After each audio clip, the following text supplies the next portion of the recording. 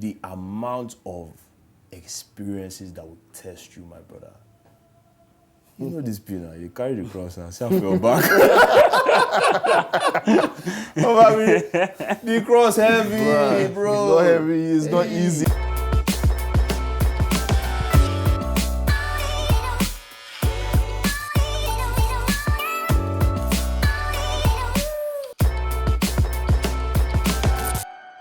Right. What does love look like? I'm trying to understand that question. Okay, so for me, it's the practical. What does love actually look like? Yeah, wow. Love wears skirts. What brand does love wear? You know. Yeah. I was saying, if Jesus came to earth, what would he be wearing? Jesus already did. If he comes back, come on. We brand ambassador You know, for... if he came at this time and age, would he be giving us Salvatore Ferragamo? What's the name of these stores? We Louboutin brand ambassador. Louis Vuitton, though. He just be like H&M kind of. Every man. No, give us some swag, small. Yeah. But yeah, no. So what does love look like? Like what? Oh man, I think that's too vague and dynamic to just put in a box. So let's talk about it in different ways. Yeah, let's specify the areas of love. Yeah, right, what kind of love are we talking about? You know, there's the love of a mother to her kids. There's the love of a father to his kids. There's the love of the kids to their parents. Love of man to woman, woman to man. So like, which one are we talking about? Yeah, the professional. Love that. You know, the people that love their jobs. So which one are we talking about? Okay. At the end of Genesis 2, the Bible says that Adam and Eve were both naked and in the garden and they had no shame. Yeah. And so immediately, it talks about the way that they could relate to one another without shame, without guilt, without worry, and be able to be completely naked in front of one another and not think about it. And then immediately after that, the serpent comes and he tempts them and he casts a doubt on that capacity to you to be completely. And so I think about it in terms of relationship because that's the first place you see pride really step in and people worry about what they look like and who they are and their flaws and all those kind of things where they hadn't been able to worry about that before. And all of a sudden he casts doubt in that area. Now, Adam does not, the first thing Adam does when God confronts him is he blames Eve. So he casts the doubt on someone that was brought to be a helper, that God created to be a helper. He casts a doubt on her capacity to help. He said, you brought her to help me, but she's actually the reason why I'm in this trouble. Yeah. And then he was there to be a covering and a protector for her. And Eve no longer has that person he can trust for a place of covering. So that naked and unashamedness, and I was talking about people and they were talking about just ability to be able to do that with their spouses. So and it made me really think, like there's one thing, like I've been in a position where you want that complete open vulnerability with somebody and to have that capacity to be so real, and then it's so easy to say in concept, but then how like naked can you get? Like, are you willing to get that naked? And so I tried that. Like, I tried that the other day. Like, I got naked. Like, I said everything. You know, you just say things that, like, you have doubts. And when I think about ministry, like, all the things that, like, the fears, like, everything. Yeah. Like, bruh, hardest thing I've done. Like, there are things that, like, I've gone to a place of learning to be relatively open in public about things. Obviously, I'm, like, here and I try to do this. But there's some things that, bruh, you keep them trapped and locked up in, like, a serious closet that is encased in, like, a bulletproof, like, bruh, you hide. But like getting to that place of love, because if the Bible defines love as love does not hold on to malice, love is kind, love is patient, and you look at the Bible's definition of love and what God does for us in his love for us, like that capacity to take everything, like when he says that Jesus died on the cross knowing all of our sin, knowing everything that we had done, will do, could do, and said, I'm still going to die for you. I still love you enough to let go of all of that. That capacity of love is the standard that he had, and he intended for us in the very beginning, before they ate of the fruit of knowledge, that you can be naked and unashamed, and you can be real, and you will still be received with love, with kindness, with generosity, with patience. People will not hold on to malice and anger in that way. And I was like, bruh, this thing is deep. Yeah. The question is, do we have that capacity? That's the question. Because I mean, it's one thing to. I feel like even with your spouse, it's hard enough to have that level of vulnerability. Especially But like, as a guy. yeah, but then like you as my guy now.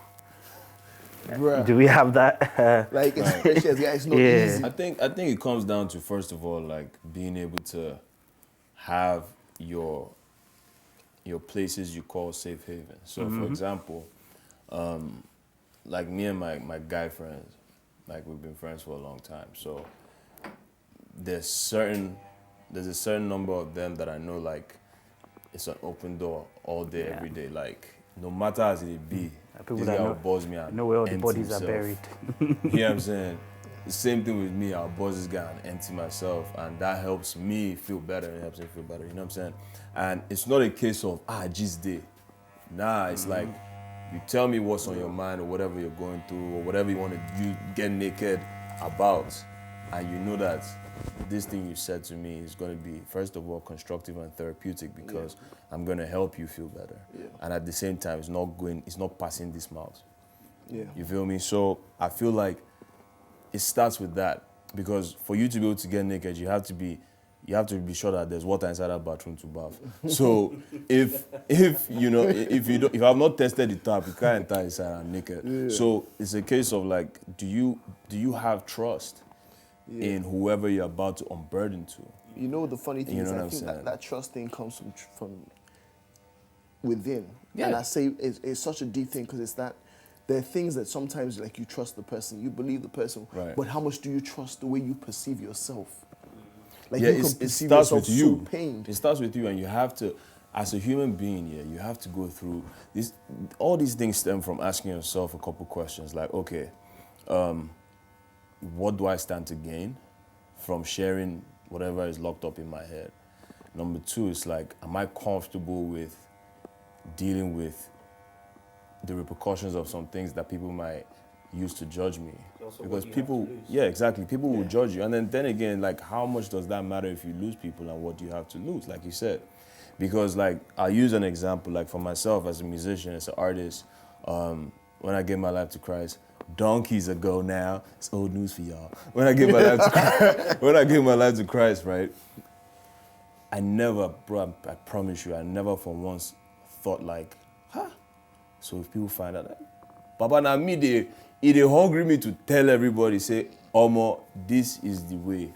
Do you understand what I'm saying? And whatever I lost in that period, bro, never mattered to me. It was never supposed to be attached to me in the first place.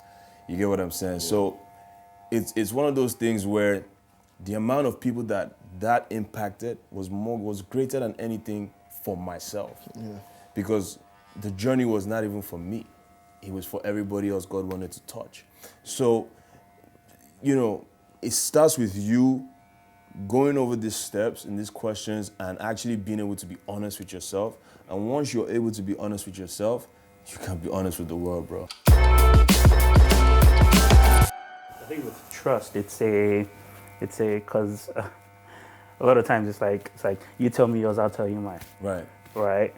But you'll have to be the first person to put yourself out there. Right. Because I think or at least I believe trust begets trust. Right. If you trust me enough to tell me some things, I believe I can trust you enough to tell you some things. Mm-hmm. So I think, but someone has to sort of make that first move. Yeah. Right. And I feel like that's the hard part. And you know what the crazy thing is, I think that this happens, and I think about relationships, it's that struggle as guys to be able to let go, because I think it's easy and constant to expect that of the other person, Right. and sometimes even think that you're doing it, but then knowing that you're holding on to things, it may be different pressures of feeling like whatever pressures that we feel as guys that you've got to be able to uphold, or you've got to be able to carry. Like, what is it like to actually imagine carrying the weight of someone else? Like, that's a burden. Right. And sometimes you don't want to have to, you don't know how to carry that burden, and then you don't know how to give somebody else that burden that you don't even carry for yourself. Right. Like, I can't, and especially if you feel like you need that person, and then you worry that being open with that person is going to make you lose that person. But you got to be able, because while you're not being open, you never had that person in the first place, because it was all under false pretenses. Exactly. I like that angle, because the truth is, like, I feel like people are so worried about, is this relationship for me? Is this person the one? Is this? I feel like, dog, like, if you have to package to keep somebody, you are forcing that situation. It might never be what God intended for you. But I mean, so at what point is it like on first dates that you just no, you have to build a level of trust. You have to build. But even from first date, bro, like there's a difference between just being cool and totally repackaging yourself to fit something. You know what I'm saying? Like you're not gonna fart in front of your date on the first day. But months down the line, you guys might get to that point where but to mess not normal. Do you understand what I'm saying? So what I'm trying to say is like there's a lot of people who get into certain roles and positions to keep somebody, right? And I feel like if you guys get to a stage where you actually are comfortable with each other and then you now question whether revealing certain sides of yourself or, you know, whatever about you is going to cost you this relationship, I tell you this, bro, if something, like, I live in a way that if something's not for me, and I don't even want it. So if I tell my partner something that ends this relationship, it was not meant to be, dog. Yeah. Now, in terms of actually being able to give love, because I think we always talk about how it is, what it is, love looks like in terms of a receptive aspect, but then we've got to be able to give love. Right. And like, what is the weight or the burden, or how easy or hard is it when it's time to actually do forgiving, or to not respond out of self when something negative happens? Because you're saying love like is not the good stuff, it's the ugly stuff. Yeah. And so in those ugly situations, how do you contain yourself to be able to respond out of love and not out of like frustration, like anger, disappointment, those things? I mean, because we're human, those things will happen. You know, I think love is what you do with it, or what it comes from. Because I mean, from time to time, the person you're with might say something that rubs you the wrong way. You know, they might do something that rubs you the wrong way, and you might have a very human reaction to it. Yep. Now, love is, okay, does that drive us apart, or do I care enough about you to make amends, so to speak? And for me, I think that, again, love is in the doing. You know, love for me comes from, you have to understand, one, how you give love and how the person receives love, so to speak. Like me, for example, I'm a very giving person, especially when it comes to food. So if I ask you, have you eaten? Just know that that's love. Right. There. Have you asked me this question? Now I'm starting to look back. Give me. I ask you, have you eaten? Shumajel. Type thing. And so I think you need to, in understanding yourself, you also need to understand how you naturally give love, how your partner receives love, and sort of find that middle ground that works for both of you. I'm just gonna go there because why not? Oh wow. So, giving love, receiving love, how do you respond when you are in levels of agony? I'm not going to even go to love of parents. I'm going to respond to the hurt of losing a parent and continuing in your love for God. Right. You didn't tell me we were going here. I said prepare yourself, fool. Oh wow, this is a setup. Oh wow. Okay, let's do it. Ask the question again. I'm not even going to the idea of like love of a parent or to a parent. Yeah. But what is like having the love and losing a parent and maintaining your love for God in that space? Because I know that this is struggle for you right now.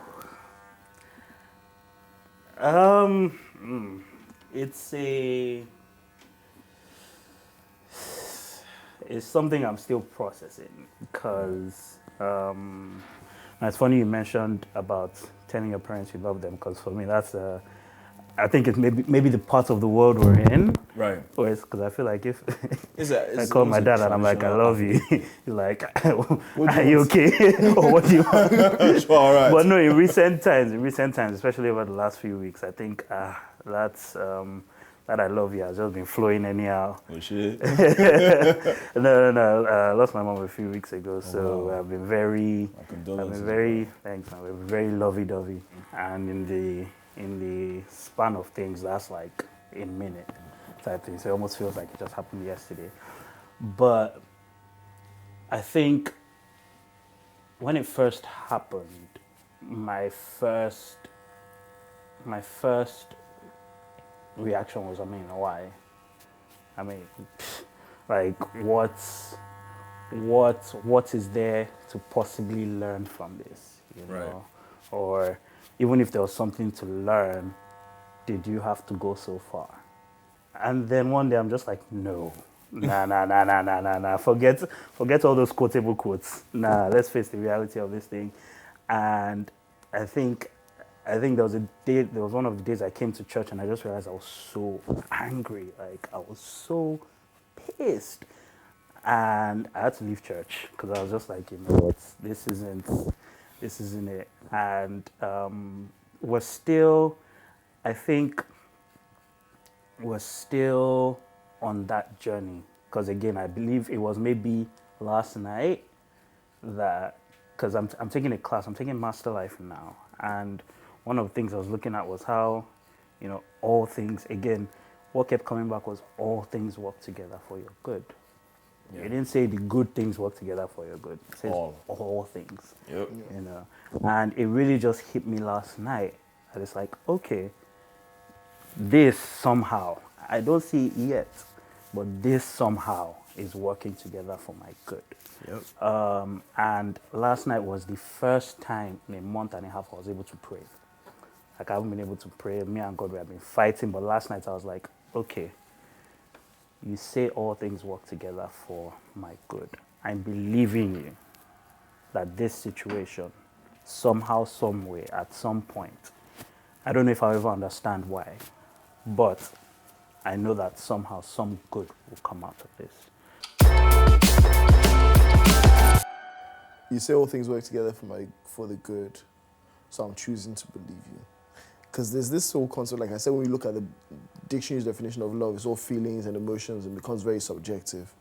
And the Bible's definition of love is action and choice. Yeah. And so if love is choice, is it not then in that moment like that you can go through those painful, impossible things and remember to choose today that even withstanding this, like, I'm going to respond out of love. I'm going to respond out of kindness. I'm going to respond out of patience.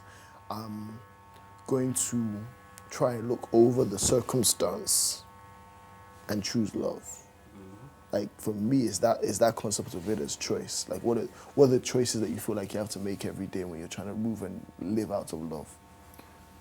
Man, that's a crazy question. I feel like one of the first things that I tried to wrap my head around when I was getting into an intimate relationship with God was acceptance. And how that has worked for me so far is it has helped me not dwell on things. But as a human being, I still have my own personal struggles with my own personal personality and things I'm trying to overcome. And I am somebody that is, off the bat, I'm very funny, I joke a lot, I have a very side. But at the same time, I have a very real side that is extremely opposite to that, which means like if I'm pissed, I'm pissed. Yeah. You know what I'm saying? And most times, when I get angry or when I get pissed, it's for me to, like, I don't want to talk to anybody. I don't want, or if it's somebody, I don't want to speak to you in that moment. Yeah. No matter the sorries, like, I now need time to refresh, to restart, to reboot. You understand? So I always say, like, if you piss me off to a certain level, just give me a day by myself to reboot myself. Because most times it's not about unforgiveness, it's not about someone has apologized, I don't want to accept it. It's just you've taken me to a place mentally that I need to come out of by myself. You understand? Yeah. So that's a struggle for me as a person. But when it comes to accepting things for what they are, by the grace of God, I haven't experienced that, so I can never, understand where he's at. I can only, pray for you because I know you're going to overcome it. But you have to, it's a season. Unfortunately, this is the season you're in. So it's going to take, gradual steps to go through the season. And it's not an easy season to go through. But then the good I can see coming out of this is God is going to reveal himself to you in a certain way that only you will be able to understand. And that would be the strength of that relationship between you and God. So, you know, I already know, like, I trust that it's going to be something that you would eventually be able to say, you know, the price to pay is irrevocable. Yeah. But for your own personal journey, the reward in terms of your bond and the strength you're going to pull out of this situation is going to be something that is very, very, very potential and potent. So back to what you were saying, it's like, for example, let's say relationships now. Forget how sweet your babe looks, forget all those many things. By the way, the main cocoa is that no matter who the babe is or who the guy is, they must do like this. One way or the other, they must clash. So it's like you've already made up your mind that I want this situation. Let's say it's marriage. Let's take it as far as marriage. You already know that I've entered this matter. And I feel like one thing that makes marriage hard for people, I'm not saying I'm a marriage expert or anything, but I feel like a lot of people don't get naked in the right way. Because I feel like you need to be verbally on the same page with your wife. You need to be naked and let her know the things that you really hate. Yeah. And she should let you the things that she can't stand. So as much as you get to know somebody by experience, as much as you get to know somebody by experience, you also got to open up verbally, though. You know what I'm saying? And it's the kind of thing where, for me, if I've told somebody I don't like this thing, you keep doing it, but I've already committed myself to being with you, right? Yeah. I'm going to have to swallow that vexation of, are you not hiding what I've said in? Like, you know what I'm saying? Like, I've told you I don't like this thing before you keep doing it. Now, that's a choice for me, because I could easily just say, you know what, let me distract myself. Let me go and hang with my guys and leave this situation alone for it to deal with itself. Or just leave it hanging to whenever I have time for it. But if you want to actually grow together as in love, basically, you want to grow in love, you're going to have to suck it up and deal with things that you necessarily don't want to deal with in that time. And, you know, I think as man and woman, like, we all operate on different OSs in terms of, like, my outlook to things and your outlook to things. Because women are more emotional, men are more logical thinkers. I know many people watching this are going to argue in the comments, but for what it's worth, like, tread lightly. Yeah, I'm saying, I'm just putting it out there. That's mostly the facts in most situations. So it's like, she is coming from a standpoint of, I did this because of how you made me feel. You are coming, as a man, coming from a standpoint of, don't you understand that I've said I don't like this thing? But then he might be ignoring the fact that he might have done something that triggered her to react a certain way. Do you get? So there's that lack of communication because they're coming from two different spectrums in terms of waiting they worry them for legs. So I think, like, it's just accepting the fact that to love, to grow, you're gonna have to deal with a lot of bad and ugly. You know what I'm saying? Because the good is too easy to fall in love with. You know what I'm saying? It's too easy to love, but, like, it's harder to love when you don't want to love. Somebody said something to me that just hit me on a deep place. Like, sometimes you are the only experience some people have. Or, I mean, if you call yourself a Christian or whatever religion you believe in, sometimes you are the only experience someone has of your religion or of your tribe. And yeah, you will get burned from time to time. Some people don't know how to receive love, type thing. But I feel like if we all at least tried to make it a habit to approach each other from a place of love or a place of care, at the very least, for your fellow man, and I think we'll solve maybe even up to half of the issues that we have in this country. More than half. That is something that's so profound, because even using Lekki Tollgate as your example, it's like facts on facts. And it comes down to, like, approaching everyone from a place of love is acceptance, because it's acceptance of the numerous amount of BS that you can possibly encounter in a day. You know, like, you've accepted the fact that, you know what, I'm going to be the different person. I'm going to be the one that's going to not react how you expect me to react. And more times than not in this great nation, you fail. Because it's just like, how much endurance can you take as a human being? Like, even as a Christian, like, it got to the, like I said, I'm naked, so no problem. Like, even in church, bro, like, my first 2 years of being a daily church goer, everyday church, there's so much stuff that I was suppressing that I didn't realize. Today, I was like, wait, I'm frustrated. And I was not just frustrated, I was spiritually frustrated. And I was not spiritually frustrated because of anything that had to do with me. It was everything that had to do with other people. And then I realized that I have to save myself. Do you understand? Yeah. I had to figure out how to discharge this feeling. And it's not by prayer. I had to figure out how to work with certain people and not get impacted on the way I've been getting impacted on, how it had built up in me without me noticing. So I had to sacrifice certain things to be able to pull myself out, air my mind, clear my head, clear everything, and then go back in. But then I accepted that, okay, you know what, this is how this works, so this is how I have to now be. Do you understand? I'm speaking in parables because I know how to be explicit, but like, you get what I'm saying? Yeah. Like, even in doing spiritual activities, you can get exhausted. Yeah. So think about dealing with your everyday Nigerian that is just about themselves. No matter how Christ-like you want to be, you're going to meet the guy that's going to catch you when your cup is almost full. And then what happens then?